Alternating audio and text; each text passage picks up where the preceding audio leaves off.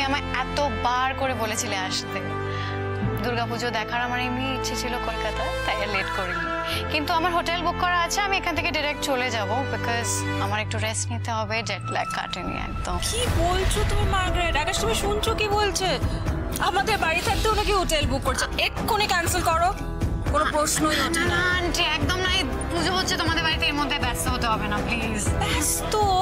R everything has been taken care of. কি তাই তো আকাশ বেটা, কিছু বলো। তুমি এখানেই থাকবে। আরে তোমার মা আমার কবে কার বান্ধবী বলো তো?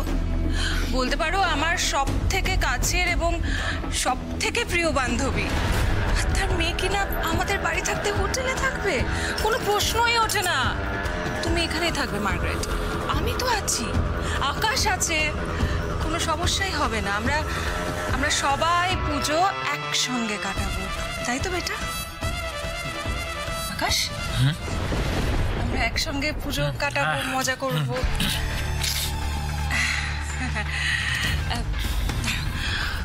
ময়না, ময়না,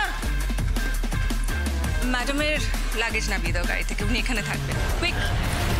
আন্টি শোনো না, বলছি আমি কিন্তু হোটেলে থাকতে আমার ট্রাস্ট মি, আমার কোনো প্রবলেম। আমি কোনো কথা শুনবো না। আমি যখন বলে দিয়েছি তুমি এখানে থাকবে, তুমি এখানেই থাকবে, ওকে?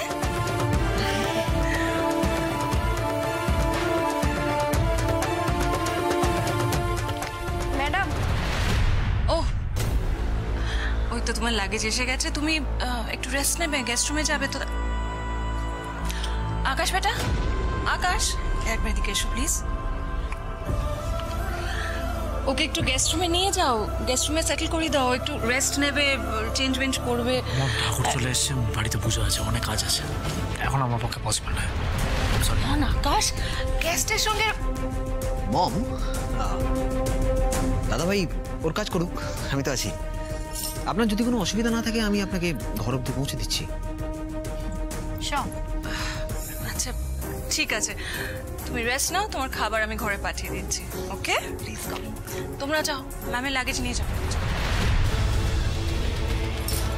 তুমি এটা নিয়ে ওপরে শোনো, আসো।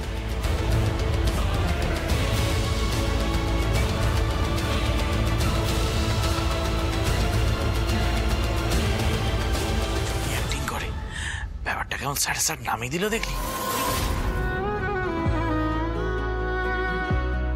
এই কদিনে মানুষটা কেমন যেন বদলে গেছেন, কেমন আনমনা হয়ে গেছেন, আগের মতো আর হাসি খুশি থাকেননি। ভাইরাস বাবু, আপনি ভালো নাই তাই না? ও शमा पे जैसे जले पतंगा जलूं मैं प्यार में, तुझे बुला दूं नहीं रहा मेरे इख्तियार में। দেখলাম ইমপ্রেসিভ। আই হোপ এই অ্যাক্টিংটাই ও বজায় রাখতে পারে, কারণ এই অ্যাক্টিংটা করেই তো ওকে আকাশকে হাত করতে হবে। আফটার অল সেটাই তো আমাদের টার্গেট, তাই না?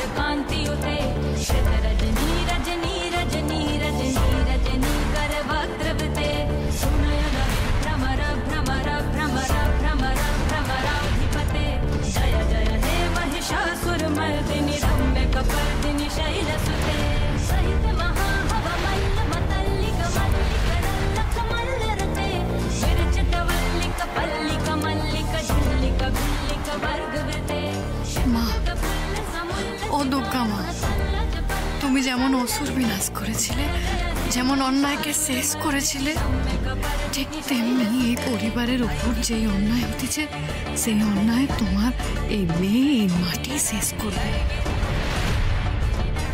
শাশুড়ি ম্যাডাম ওনার সব অন্যায়ের শাস্তি পাবে। क्रियते जय जय हे महिषासुरमर्दिनि रम्यकपर्दिनि शैलसुते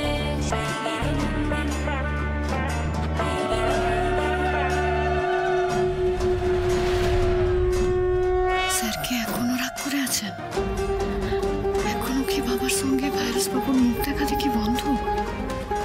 এর পেছনেও কি সেই দিনের ভিডিওই কারণ, নাকি তারপরেও অনেক কিছু ঘটে গেছে? কি হয়েছে আমায় জানতেই হবে।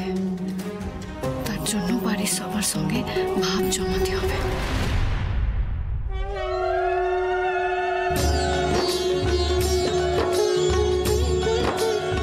বলছি যে এখন ঠাকুরপুকে তো কোনোটা দেখছি না।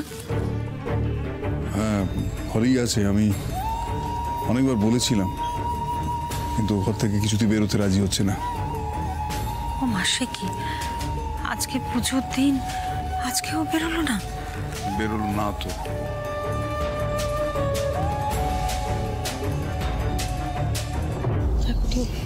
কি মুশকিলের ব্যাপার। Hi aunty. জানো আন্টি, এটা আমার ফার্স্ট দুর্গাপূজা। দুর্গাপূজা কলকাতার সব থেকে বড় ফেস্টিভ্যাল, তাই না? আমার একটু ঠাকুরমশাইয়ের সাথে কাজ আছে, আসছি। হ্যাঁ ঠাকুরমশাই। Hello uncle. হ্যালো, তুমি এনজয় করো। আমার আবার ওদিকে একটু কাজ পড়ে গেছে। হ্যাঁ, আসছি।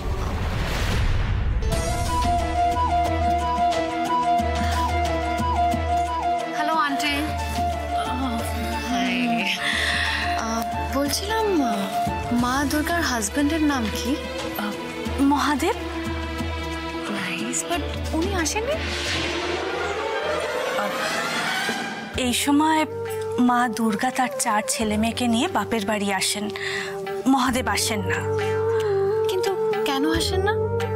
আর বাপের বাড়ি মানে বুঝলাম না আমি ঠিক। আমি একটু পরে সব বুঝিয়ে বলছি, তুমি বসো না, আমি স্ন্যাক্স পাঠিয়ে দিচ্ছি, বসো।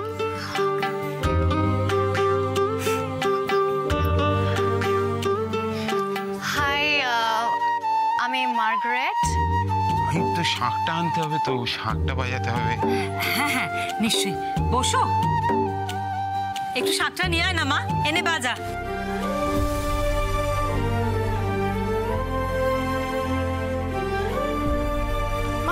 হ্যাঁ, কি হলো? তোকে তো বললাম শাকটা নিয়ে এসে বাজা।